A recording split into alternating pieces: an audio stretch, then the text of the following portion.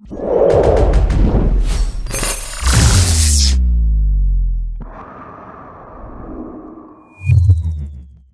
humans, and welcome to another episode of Gen X Gamer. Good morning from the Philippines. I'm making pancakes in the morning for my family.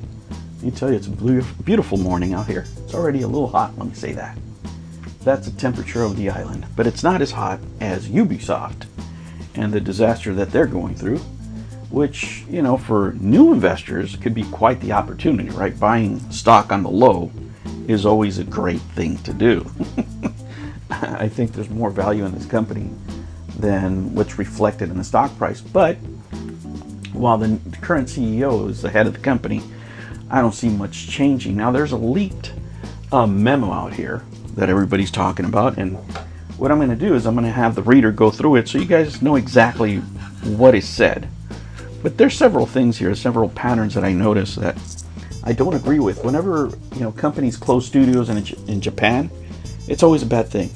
It's always a bad thing because the good things are coming out of Japan because they don't have all those mandates,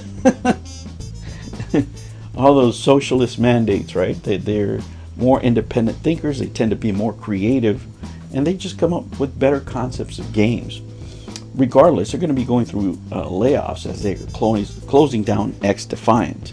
Some things that they said they weren't going to do, but obviously they have to do because nobody's playing it. Not enough people play it to support the system, and you know they're going on their ever non-ending pursuit of getting games as a service as their main means of revenue instead of making good games. You know, while that is still their focus, you know, you're going to get a lot of the same thing. There's just too much out there, and they're not creating the kind of games that are going to attract that kind of attention. There is no creativity because this company is not focused on games. They're focused on environment. They're focused on office politics. And whenever you have a situation like that where games are not your focus, you're not going to make good games. It's just simple as that. It's just as simple as that. But that might give us, for those of you who are interested in investing, as I'm flipping my pancake here, for those of you who are interested in investing, can give you a great opportunity to buy into this company on the low, because eventually they're going to have to turn it over to somebody else. Clearly, this guy is not capable of running the company.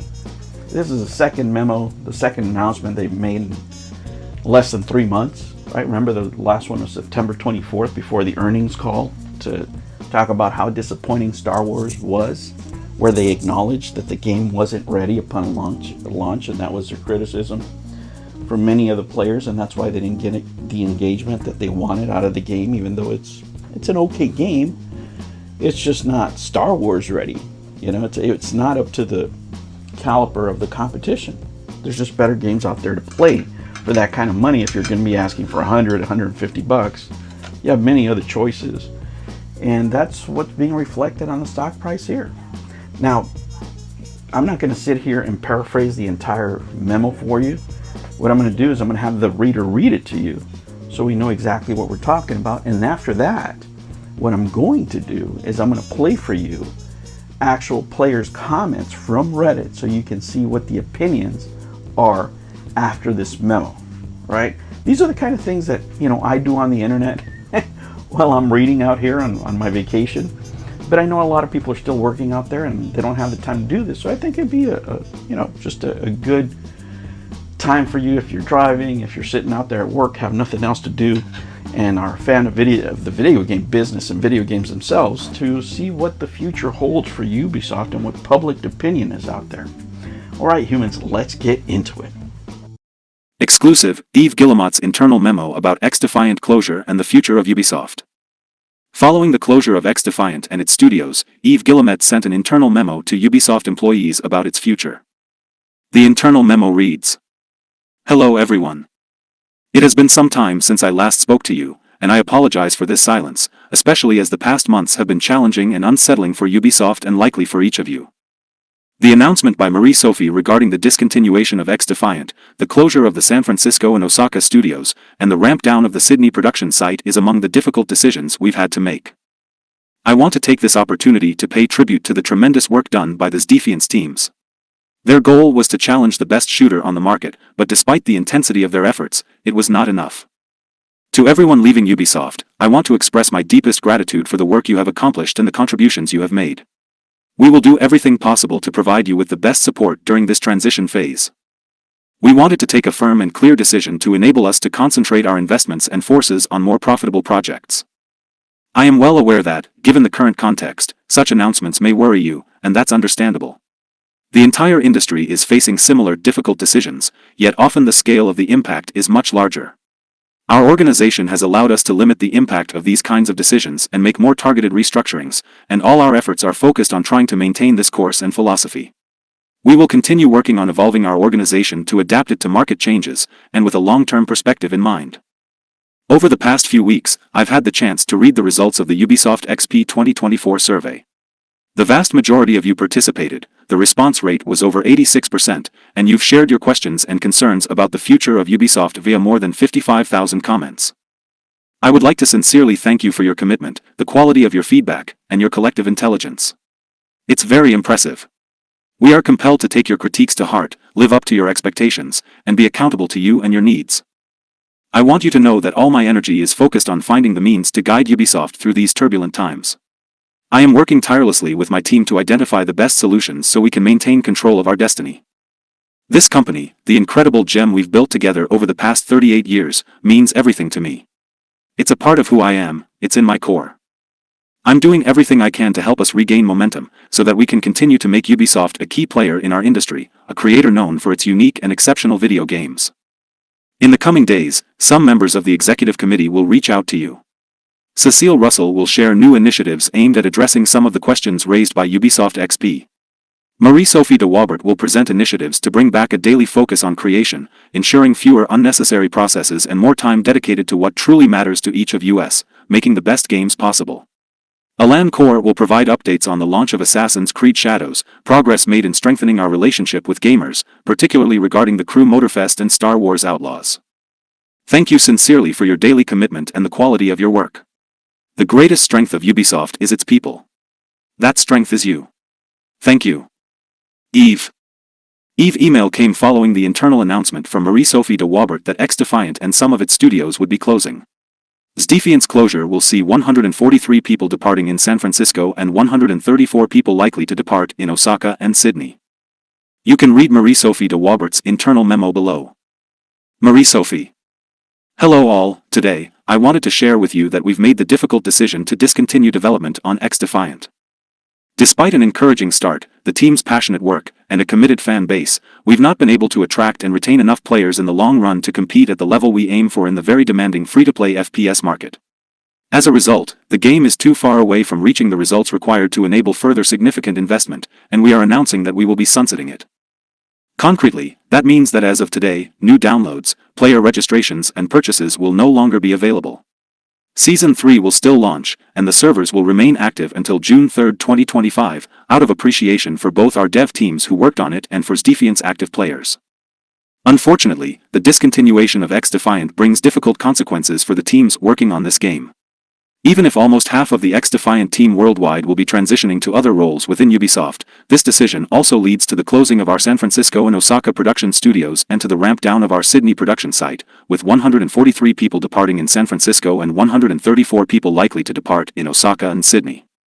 To those team members leaving Ubisoft, I want to express my deepest gratitude for your work and contributions. Please know that we are committed to supporting you during this transition. Developing games-as-a-service experiences remains a pillar of our strategy, and we've achieved significant successes, like Rainbow Six, The Crew, and For Honor, among others. It's a highly competitive market, and we will apply the lessons learned with Xdefiant to our future live titles. Globally, we are determined to take the necessary steps to put the company back on a path to growth, innovation, and creativity and make sure we can set you up for success. This means continuing to radically evolve our mindset for production and business practices, which we will share more about soon, and doing targeted restructuring when necessary. I know that the situation brings questions and expectations, and we will share regular and transparent updates. My sincere thanks for your continued dedication as we navigate these trying times together. Marie-Sophie.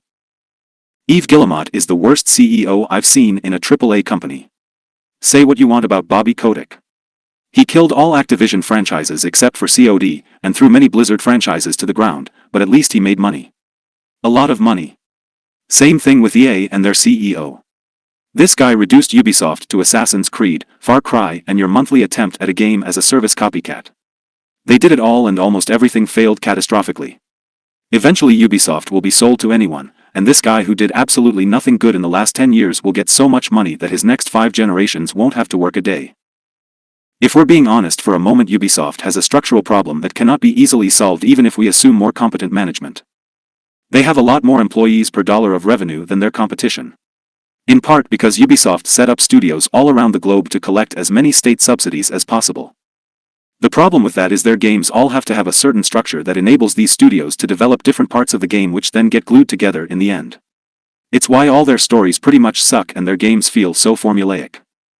If people want better Ubisoft games that feel like they're actually made from one piece with strong creative art direction and storytelling, then I believe they have to give up that gigantic studio infrastructure. That means a lot of layoffs and restructuring, and nobody wants that either. Not sure there is an easy way out without significantly shrinking the company. It's a culture thing with Ubi though. Remember when one of their developers started mouthing off about Elden Ring being bad? That's the standard they choose to ignore, whilst pushing out the next generic piece of fetch quest gaming slop. It's a family-owned business. So yes, but not just him, his whole family. And you better believe nobody on the board has any say or will to understand the details of design that will make or break a game. So it's not just him, his family, the board, it's also a large number of VP and leads that need to go. According to Better Ubisoft, nothing remotely significant changed internally after their couple of years of Bobby Kotick's ABK type of scandal. If that doesn't push for corporate changes, a few bad bets and closing some minor studios, from their point of view, is nothing. Ubisoft neglected Siege, their literal cash cow, in the run-up to the release of this game. It was so fucking obvious that they had pulled devs from Siege to get it out the door. And all that to shut the game down after a year? When assholes don't know what they are doing, and the projects they champion fail, it is the serfs who pay, never them, followed by requesting those still employed to give their all on the next top-down ill-fated project based on the whims of the ones with the ever-increasing track record of major flops. New videos every Monday and Sunday. Thank you for joining me on another episode of the Gen X Gamer. Remember to like and subscribe, click that notification bell, and remember, never ever be afraid to be happy. I'll catch you on the next one. Take care.